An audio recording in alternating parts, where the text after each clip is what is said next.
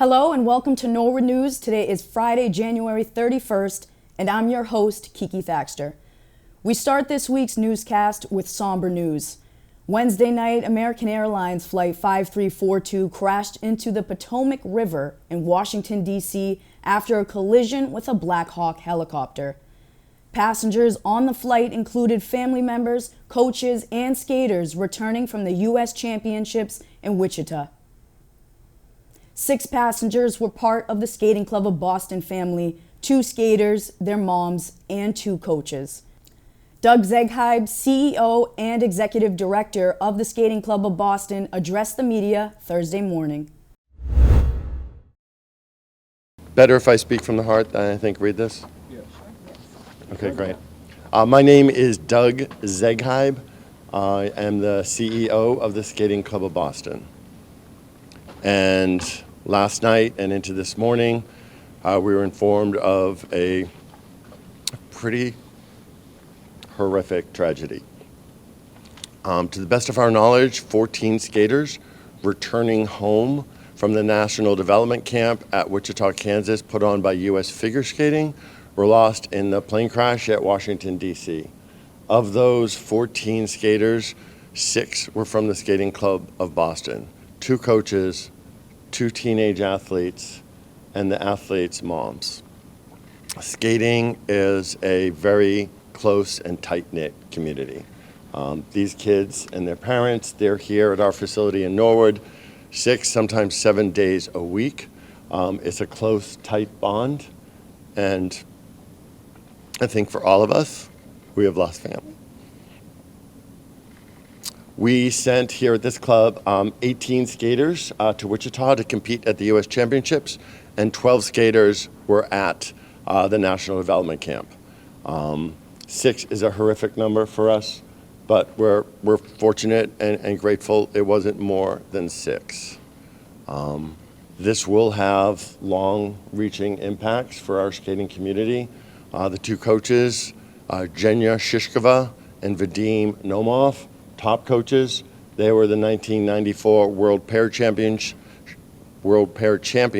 and they came to us in 2017 and were very much a part of our building the competitive skating program here at the Skating Club of Boston, originating a group class, Tomorrow's Champions, subscription-based, very innovative in the U.S. and based on what they learned and how they developed in St. Petersburg, Russia.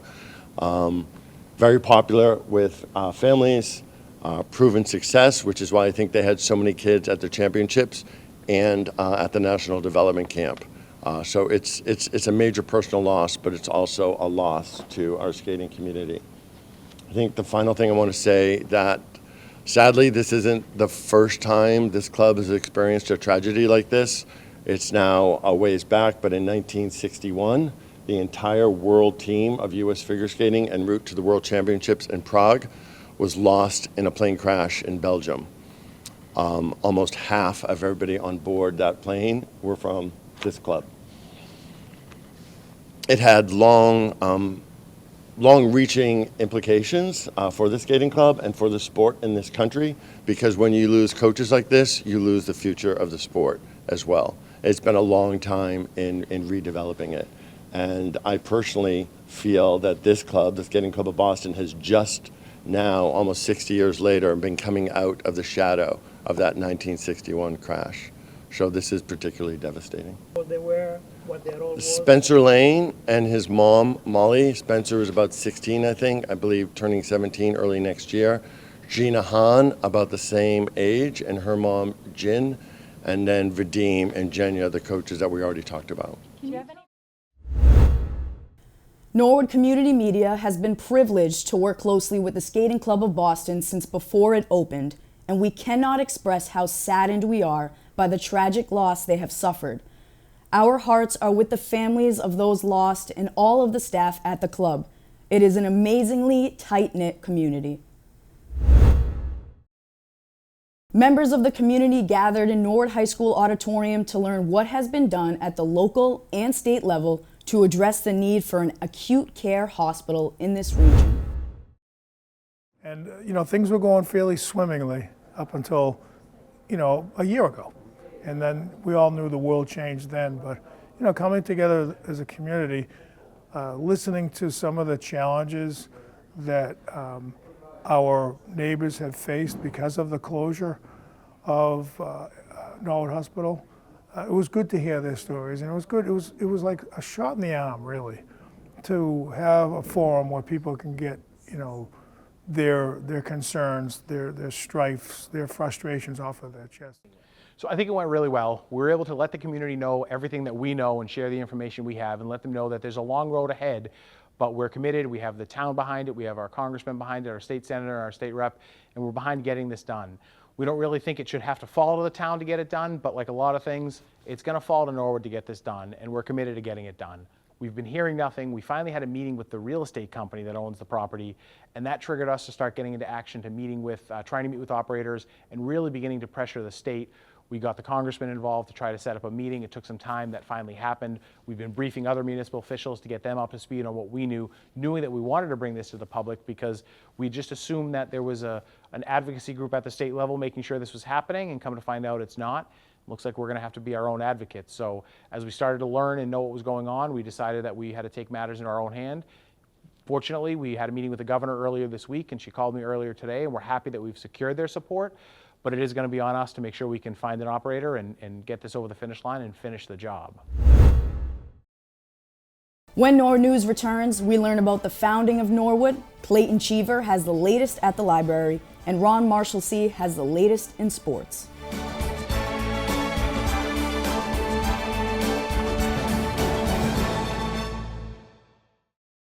Hi, I'm Bob Donnelly, I'm Pat Chick. and we are from the Norwood Concert Committee, and we'd like to tell you a little bit about the upcoming winter concert series taking place at Norwood High School. February the 2nd, we were going to feature the Roy Scott Big Band. Roy Scott Big Band is part of the Sharon Bands organization out of Sharon, Massachusetts, a long-serving band in Sharon. They are about a 16-piece or somewhere between 16 and 19-piece orchestra. Very big sound, a lot of classics. Think Tommy Dorsey, think Glenn Miller. Be a lot of dancing in the aisles of the high school when the Roy Scott Band plays. We do enjoy the people when they come Sunday afternoons for dancing in the aisles, and it's a good place to do your exercise and get your steps in, and appreciate the relaxing music. It's warm and it's free, and it's open to anyone who's available to come on down to the high school on a nice winter Sunday afternoon. Clayton Cheever has events and books to share on this February's edition of Morrill Moment. Greetings, library lovers. Welcome to the Morrill Memorial Library, Norwood's public library for everyone. Did you know that the Morrill Memorial Library offers access to over 93,000 physical items, including books, DVDs, audiobooks, games, tools, and electronics? It's a treasure trove of resources for everyone in the community. I'm Clayton Cheever. I use he, his pronouns, and I'm your library director. The library will be closed on Monday, February 17th for President's Day, so please plan accordingly. We have lots of exciting programs this month, especially all the additional programs we've added during the last week of the month, February break. Parents and caregivers with kids ages 5 and up who are looking for a fun thing to do together with their kids should come to the library on Saturday morning, February 22nd for a STEM workshop named Build Wave. This is a high-energy, hands-on building program that feels like a video game. Space is limited, so register today to reserve your spot. Celebrate Black History Month with Boston-based tour guide and educator Joe McCall on Wednesday evening, the 26th at 6:30. Before Martin Luther and Coretta Scott became leaders of the Civil Rights Movement, they met right here while in school at Boston University and the New England Conservatory. Learn about their Boston beginnings and view original artifacts from Joel's Black History collection. Registration is required, so reserve your seat today. These days, many of us are often feeling overwhelmed and in need of some comfort. We have a program we think is likely to provide some help. Join local author Jason Rubin to explore the joy of journaling on Thursday evening, February 27th. Attendance to this program is capped to keep it personal, so reserve a spot and get inspired. If possible, please bring a blank journal and something to write with, and let us know if this presents a hardship for you. We want everyone to feel welcome to this and every program that we offer. Have you discovered the Hoopla Binge Passes? What's a binge pass, you ask? It's a 7-day pass to an online resource, and as of the last time I checked, we have nearly 50 of them. One of these binge passes is to Creative Bug, a collection of self-paced arts and crafts classes for all skill levels, taught by experts. There are thousands to choose from, so you can learn how to crochet, knit, paint, draw, sew, quilt, and so much more. Let's dive into some fantastic reads.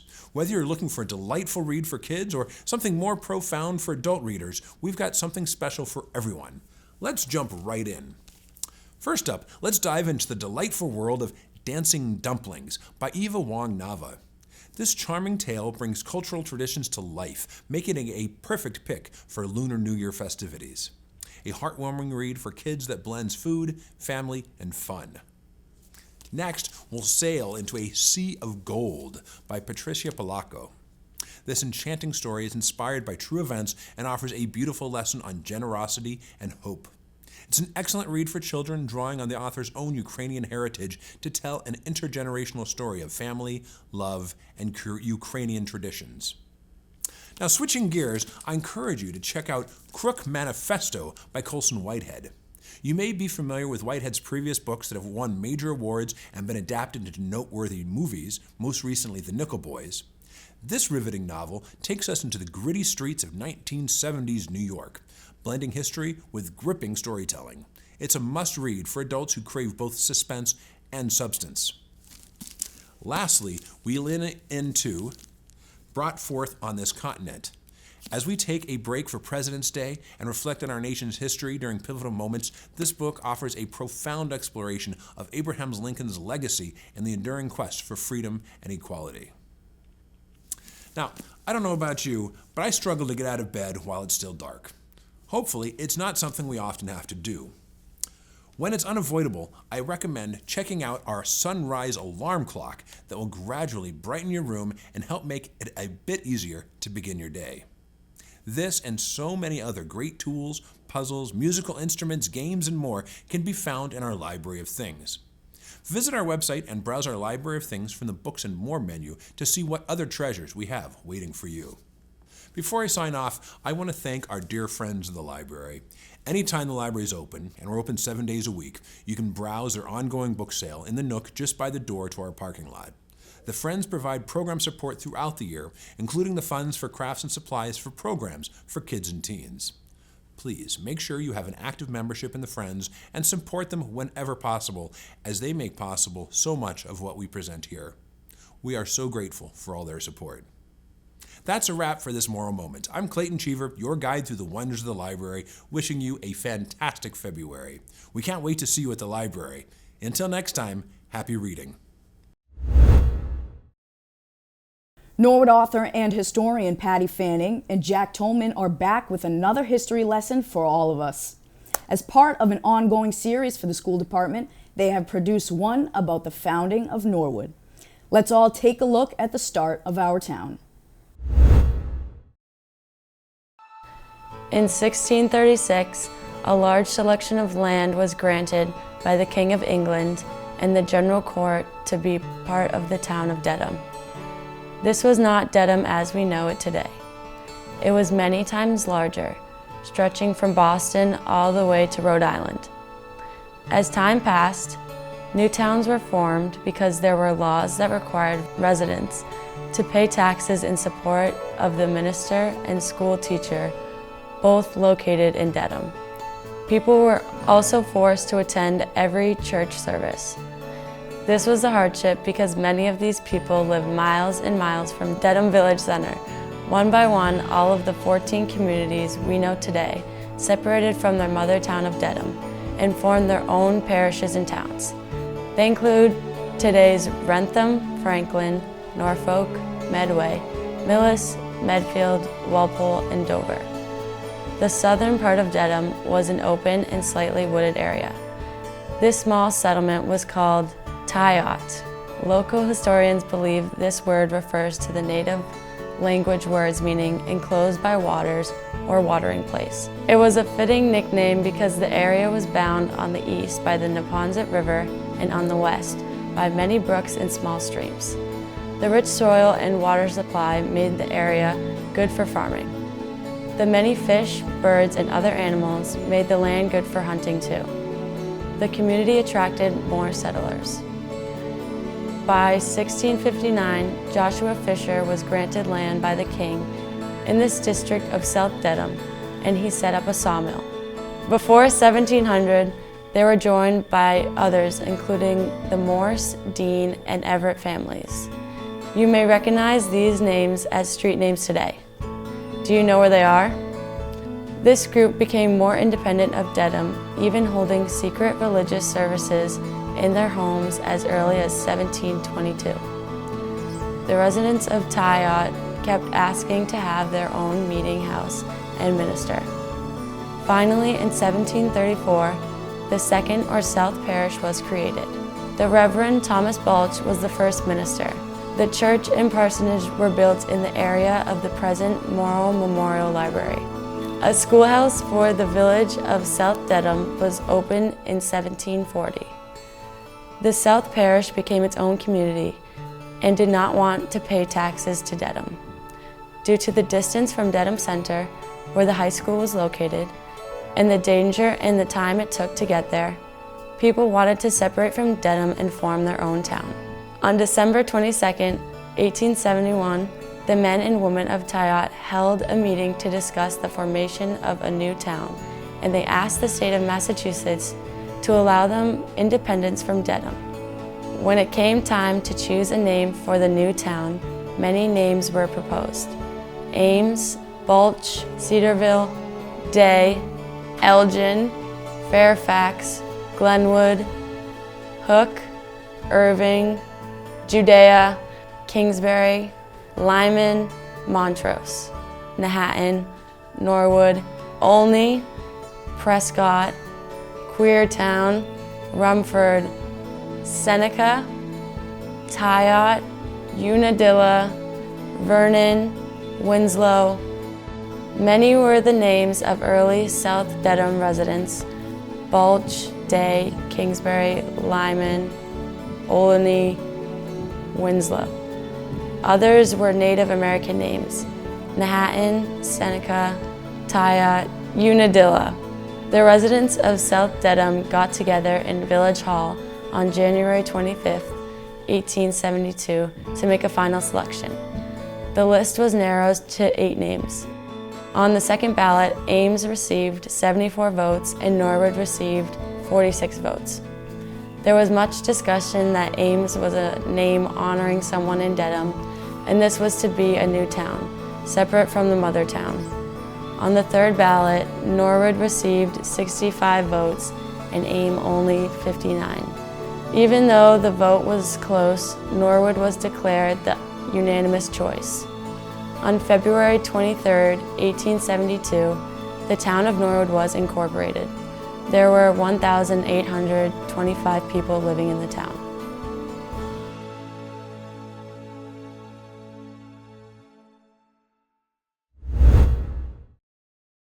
With cold and flu season upon us, it's a peace of mind knowing there's a place right down the street to get checked out.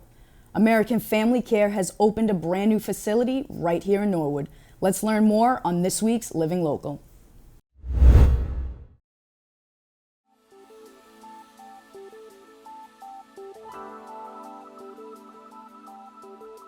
American Family Care is an urgent care facility in Norwood. We serve the people in Norwood and the community. We provide a wide variety of services, both for children and adult patients. So we provide sick visit to the patient. Patient also can come in for pre-employment physical. They can also come in for school physicals. We also provide occupational health services for the patient. And there are so many other varieties of patients that we see every day in the clinic. So American Family Care is a franchise business, but this is owned and run by local people and local professionals. I myself am a physician and I'm a local here. And we pride in being a local and providing the best care to the community. We follow the standards that's set by American Family Care. There's a very high standard, and we also follow local rules and the state rules as well. So in addition to that, we make sure the patients who come in, they are provided best care, and it's very convenient, and we want to make sure they're happy and satisfied with the care they receive. So we want to identify ourselves as providing the best care, convenient care, and also providing very high patient satisfaction. So I'm a new resident of Norwood now. I moved about a year ago. Being a part of this community feels great. From both resident perspective as well as the business perspective. As a resident, I love everything around Norwood, and as I mentioned before, I had my friends already here living, it's a great place to live. We have received tremendous support from Norwood business community. I would like to thank Town of Norwood and Chamber of Commerce. We work very closely with them. We have been able to provide care to other businesses, and they have provided, we have contracted with them and their employees and staff to come in for care. We have received tremendous support from the community, which we are very happy about. During COVID and even after, so many of my friends and neighbors called me. So I provided them consultations in terms of regarding their care because they had a problem finding a doctor. So after Norwood Hospital was closed, we found there was a big gap in the services here.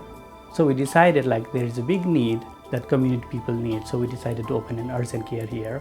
And it's been 4 months that we have opened this center, and we have received lots of support from the community people. Many people have come in and they have got the services here. If you have any injury in the workplace, we see people who are working in the business, local business, they come in here for different type of services and care. We provide excellent care to them. We make sure they recover and they are able to go back to work pretty quickly. We have kids coming in. They sometimes get injured in the workplace, in the playground, so they come in for the services. We recently have seen so many patients with cough and cold. They pretty quickly develop pneumonia. So I urge all my patients to come in sooner rather than later for care. And we have COVID test, we have flu test here, and we can quickly diagnose those cases and treat those patients as well.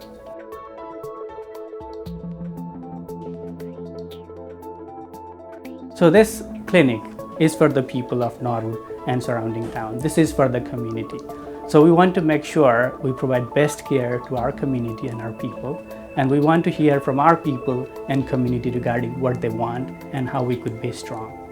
So together with the community, we want to grow, be better, and we want to serve the community. Our staff and our team is very motivated about providing care, and we will do our best to provide best care for our community. We want everybody's continued well-being, but if there is a need for a quick health care, we are here to serve you, and we are open 7 days a week for extended hours, and we will provide you a very much welcoming environment. We are here to serve the community.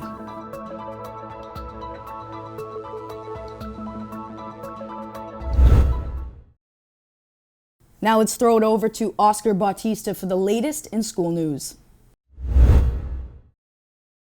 I'm Oscar Bautista, and let's check out what's going on in our Norwood schools. The Coakley Middle School held their annual Grade 7 Winter Wonderland Dance. They had a great turnout of students who all had a lot of fun. Thanks to their many parent volunteers that helped decorate and donate snacks, their teachers that chaperoned, the National Junior Honor Society students that helped at the snack table, and to the Coakley PTO who paid for the DJ. They look forward to the Grade 8 dance next month. The Balch School will be celebrating 100 days of school with a food drive for the Norwood Food Pantry. Each grade will be trying to collect 100 of a certain type of food. On Monday, February 10th, we will tally up the food collected and see if each grade was able to hit the 100 mark. Then, the food will be donated to the Norwood Food Pantry and Balch families in need. They thought it would be a great way to celebrate 100 days of learning with 100 acts of giving. The Balch School also had another awesome and engaging enrichment program sponsored by the Balch School PTO. Prismatic Magic Laser Show is an innovative, high-energy laser light show with a message. The message for this laser light show was around not bullying and treating each other with respect. The message was delivered through laser characters and artistic displays on the large screen as well as the ceiling and walls. Leo, the presenter, taught the students sign language around keywords related to respect. The laser light show also featured hit music smash-ups that had all the kids and staff singing along and cheering at their seats. Thank you to the PTO and enrichment coordinator for this fun and educational event. Time flies by at the Cleveland School. Everyone jumped ahead a decade on the 90th day and embraced animal prints, tartan, denim, grunge, and graphic tees.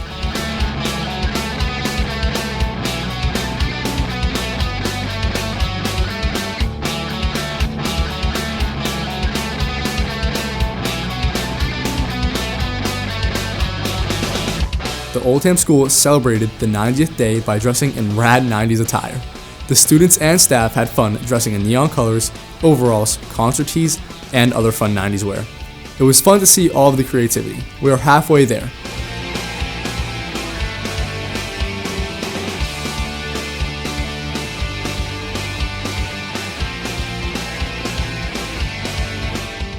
The Oldham School also celebrated students and a staff member who demonstrates empathy. For the month of January, they have been working on ways to be empathetic and how it is important to put yourself in other people's shoes. They are so proud of the friends who showed empathy. Students at the Prescott School are taking part in an ST math challenge from now till February break. The grade level who gains 15% towards their puzzle goal progress will earn a prize for each student in their grade. The challenge is being tracked on a winter-themed bulletin board where a snowball is added for each 1% growth gained. Students are focusing on building their own spatial thinking throughout puzzles using the ST program. Also, for ST Math at the Prescott, there is a new club. It's called the 100% Club. Students who complete 100% of their puzzles for their grade level are in the 100% Club. The goal for all is to reach 80% by June, so to reach 100% is quite an accomplishment. Congrats to our first round of 100%ers: Roman, Miles, Mark, Owen, Nora, Shivang, Thomas, Michaela, and Ruel. This past cheerful season, the Willett welcomed Norwood School Nutrition on their snowman stroll. The Willett staff made sure to bring the holiday spirit into their halls with snowflakes along the halls and beautifully themed decorated doors on every classroom. The students enjoyed snowman kebabs made with powdered pancake bites topped with a fresh strawberry. Even the staff enjoyed the delicious treats. And it was all smiles at the Willett Early Childhood Center when Miss Liz and Charlie from Dental Associates of Walpole came for a visit. Kindergarten students learned about proper brushing and flossing, which foods and drinks are best for healthy teeth, and what they can expect during a visit to the dentist's office. All of the students went home with a new toothbrush and a big smile. Thank you to Dental Associates for this yearly program and generous donation. This week, students at Little Mustangs rang in the Chinese New Year, or Lunar New Year. This is a 2-week celebration of luck, health, and family. It's celebrated by about 2 billion people worldwide, in China as well as other Asian countries. Students learned that there are 12 animals in the Chinese zodiac, and that 2025 is the year of the snake. Students also learned that the festivities for the new year begin on the new moon that marks the end of winter. In 2025, the new moon appeared on January 29th. Students celebrated by singing songs, doing special crafts, and even putting their fine motor skills to work, practicing with chopsticks. Here's to a happy and healthy new year from Little Mustangs. That wraps up this week's school news. A big thank you to all the teachers who keep us in the loop with their updates. It really helps us see the wonderful things happening in our schools. Reporting for Norwood School News, I'm Oscar Bautista. And now, here's Ron Mashalsea with the latest in sports.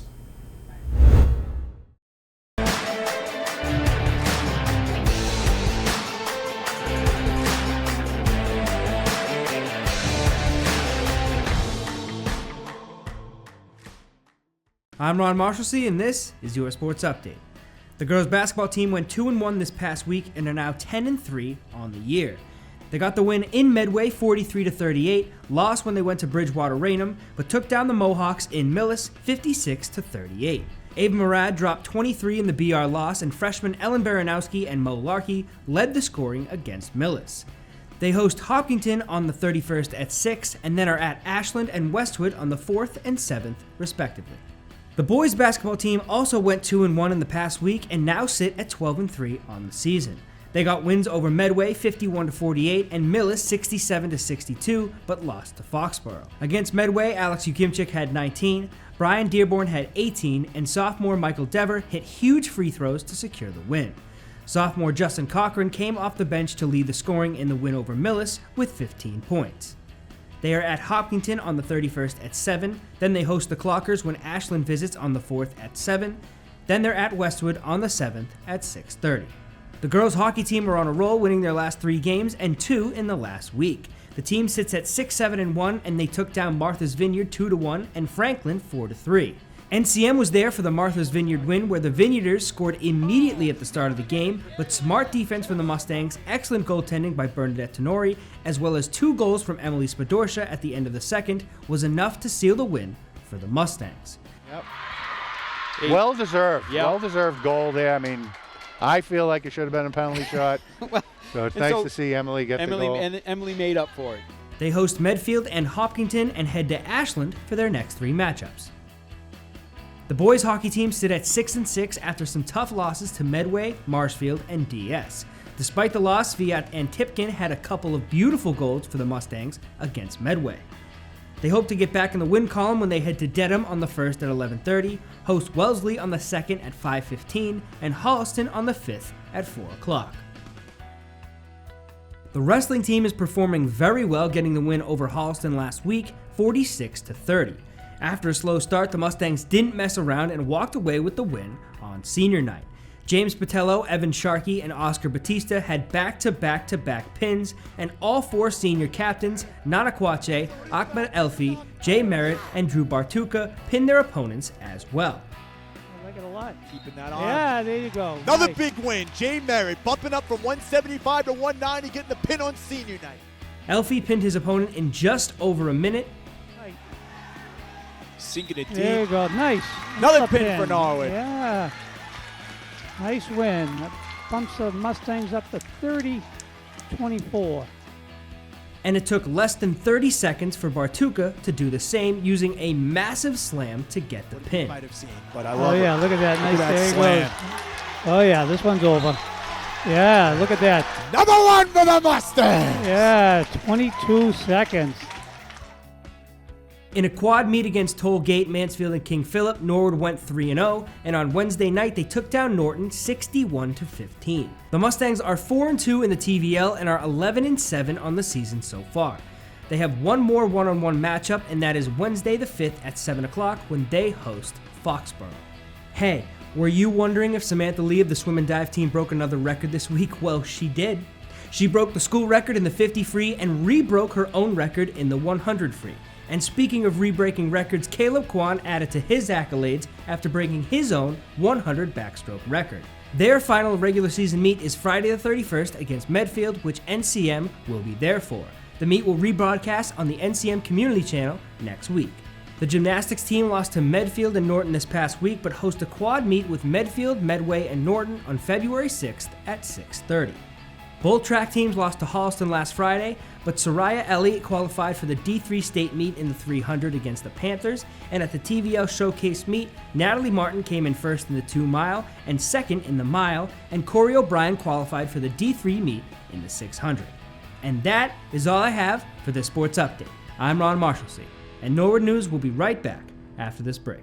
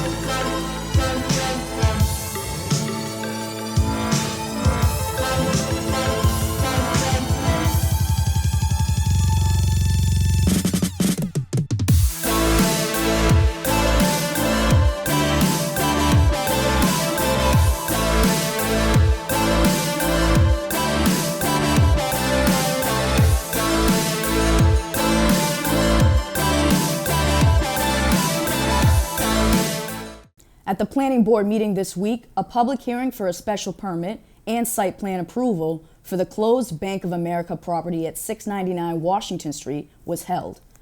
The representative for the applicant proposed to leave the exterior the same, but add 2 new doorways in the back of the building, which will service 2 of the townhouse units. Members of the Historical Commission were on hand to support the project. Ernie Patrikowski made multiple motions to approve the project with conditions. The board voted in favor of the project. Home Market Foods appeared before the board requesting a site plan modification. Currently, the site has 261 parking spaces. The proposed site plan has 219, allowing for more space to maneuver. The board motioned to continue the discussion to February 24th. The next planning board will meet on Monday, February 3rd. The Board of Selectmen met Tuesday night holding multiple appointments. Veterans agent Derek Wennerstrand sat in front of the board to give an update of his first few months in the position. Following his appearance, Tony Mizuko announced the appointment of Sam White to Superintendent of Recreation. The new superintendent submitted the monthly report and shared that the renovated Hawes Pool will reopen June 18th. Members of the board continued to express their concerns. Ultimately, Selectman Bill Plasko motioned to approve a letter of support for the project to the Zoning Board of Appeals. Here's Bill on the motion. Mr. Plasko. Move it along. I'll make a motion to approve a letter of support for the project with the conditions that the exterior facade be in accordance with the plan stated 1/23/25 by Windsor Architects, that the exterior as shown on the plans be brick with white accents, that no more than 26 units will be developed in the project, and no more than 6 of those will be 3 bedrooms. That 25% affordability acceptable to EOHLC in perpetuity will be required. Mr. Plasko, to an earlier point you made, do we also want to add any detail regarding our consultation with our planning department on the final application? Yeah, I guess I want to start it with approving the letter and authorizing and directing the chairman to meet with the planning to finalize the letter of support, as long as it contains those minimum criteria. The motion was approved 3-2. The board's final appearance of the night brought Norwood High School field hockey coach Allison Dolliner alongside players Emily Spadorsha and Ava Hines. The board took time to recognize all of the team's success and Coach Dolliner's successful career. Nurses of the Norwood Public Schools filled the audience at Wednesday night's school committee meeting to remember their colleague and leader, Jill Driscoll, who passed away last week. Recently retired teacher Jody Smith has these words to remember Jill. Jill Driscoll was a devoted wife, mother, nurse, and advocate. She was mostly proud of her 4 children, Sarah, David, Christopher, and Emily. Jill was a skilled nurse who advocated for the health of all students in the Norwood Public Schools. She arranged for physicals, vaccinations, dental care, and eye exams. During the COVID epidemic, Jill was right there on the front lines, working closely with the Norwood Board of Health in setting up and manning the many vaccination clinics. No one gave a better shot than Jill. Just ask my husband, he'll tell you. Jill also sought out scholarships from local organizations for children to attend summer camp. Over the years, Jill became the nurse leader, and in this role, she was a strong spokesperson for her nurses. Jill managed the budget as if it was her own household one, always on the lookout for grants or deals on supplies. Jill successfully brought in grants $95,000. In the community, Jill was a familiar face. She was a scout leader, even taking a group to London. She worked on several committees, for example, Post-Prom, Norwood Day, and the Post-Prom Fashion Show. Jill was active in PTO at every level and the Circle of Hope. She also served in the negotiations team for the union and served on the sick bank for many years. To recognize her services to the staff, she was just awarded the Norwood Teachers Association Honor Award from Norfolk County Teachers Association. These are but a few things of what Jill did for all, whether it be the child that needed glasses, a teacher in need of sick bank, or to support the whole community through the Circle of Hope. I am proud to count Jill as a dear friend who will be greatly missed in so many ways. The proposed naming of the Student Wellness Suite in her honor is fitting, and Jill would be humbled and thrilled. Thank you. Following Mrs. Smith's remarks, it was at Superintendent Luff's urging that the new Health and Wellness Office at the new Coakley Middle School be named in Driscoll's honor. Per your policy, FF naming new facilities, I am making a recommendation to you after you decide on a consideration period that allows for public comment per your policy to name the new Coakley Middle School Nurse Suite after Jill Driscoll. I will share with you in regards to public comment. I placed this news in the newsletters on Monday, so there has been multiple days for public comment. So in your consideration of how much you want, that has been in there already. I have received no feedback other than what you've heard here tonight thus far. Ms. Driscoll served as a nurse leader in the Norwood Public Schools for 28 years, 14 of which she served as nurse leader. Ms. Driscoll's work in the Norwood Public Schools for the past 28 years epitomizes that in which we all strive for as educators.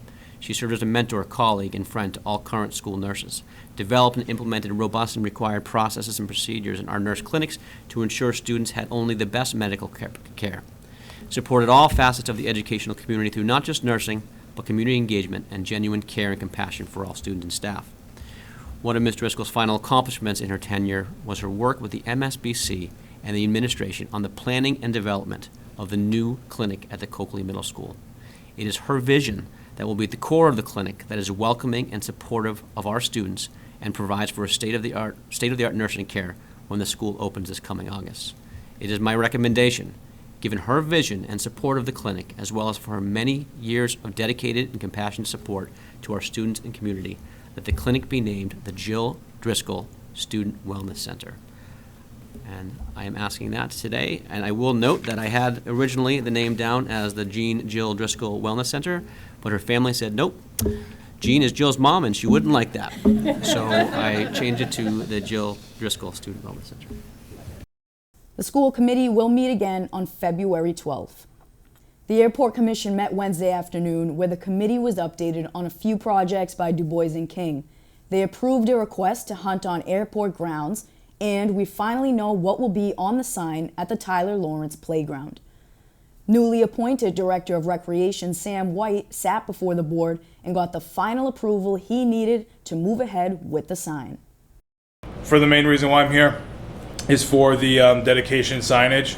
So in meeting with Miss Lawrence last Friday, we kind of went over some language that she would like to see on the sign to represent her late son. So the sign would read, titled Tyler J. Lawrence Memorial Park, and then underneath it would say, Tyler J. Lawrence was a loving, kind, and energetic boy with a great sense of humor and a bright, beautiful smile. He was the joy of his mother's life and a cherished grandson. Tyler loved spending time with friends, playing basketball, and creating cherished memories with his grandparents, especially frequenting parks with his grandfather. This park is a tribute to Tyler's vibrant spirit and the life he deserved to live. In his 13 years, Tyler brought joy to those around him and embodied the values of kindness, positivity, and love. May your visits here be filled with happiness, laughter, and love, honoring Tyler's legacy and the preciousness of his life. The Tyler J. Lawrence Memorial Playground will open in early May, and the date has yet to be finalized. The Airport Commission will meet again next month. At the Board of Health meeting this week, Nurse Diana Hillary gave the public health report, emphasizing that people who haven't gotten their flu shot should do so and take proper precautions to avoid getting sick. The Senior Center will be hosting a blood pressure clinic every second and fourth Tuesday of each month. Angelo De Luca then gave the environmental health inspector's report and had no food establishment updates. Director Stacy Lane then provided some information on avian flu, also known as bird flu. Next, I wanted to provide you with a little bit of information about avian flu or bird flu. You've probably heard quite a bit of this on the media. And this just explains the different types of flu: human flu, pandemic flu, avian flu, swine flu. You hear these words all the time. And you've heard about big bird die-offs. So in Plymouth, on a lake in Plymouth, there was over 60 birds that had a large die-off, and so they came out and tested it. Mass Wildlife, Mass Department of Agriculture involved watching the bird flocks, because there's highly pathogenic avian flu and then there's low pathogenic avian flu. There's always this avian flu going around, the low pathogenic, so you'll see a bird here, bird there die, and this is mostly waterfowl. So you don't need to worry about if you see a dead bird in your backyard. Birds die, things happen.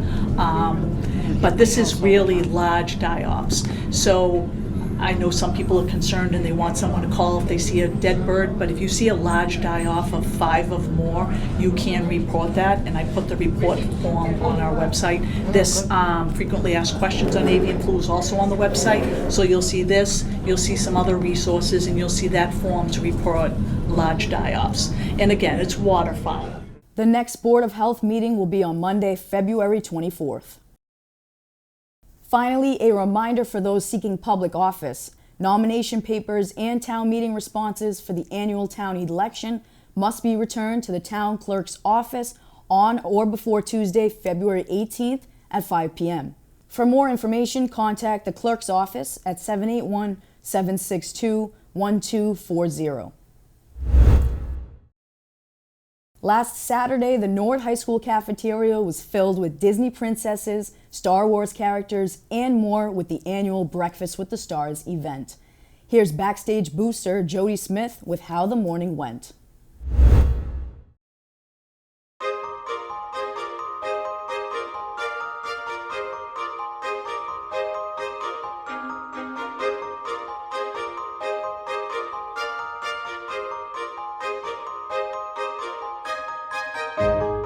We are here today, January 25th, 2025, at Norwood High School in the cafeteria. Today, we are hosting the annual Character Breakfast that benefits the Backstage Boosters Scholarship Fund. What we give is we give high school seniors who have participated in the drama program a scholarship towards their further education.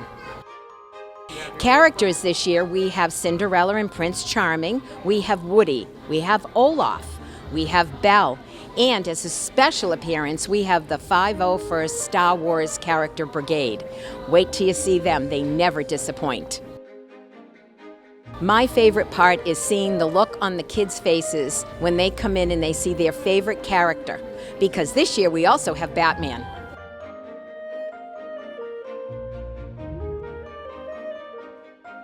As a former cast member myself, I love to see that the seniors and the 501st Legion are keeping the Disney magic alive here in Norwood.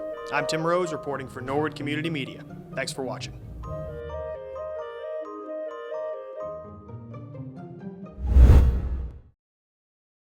Well, that's all for Norwood News. To stay up to date with Norwood Community Media, follow us on Facebook, Twitter, and Instagram. As always, thank you so much for watching and have a great weekend.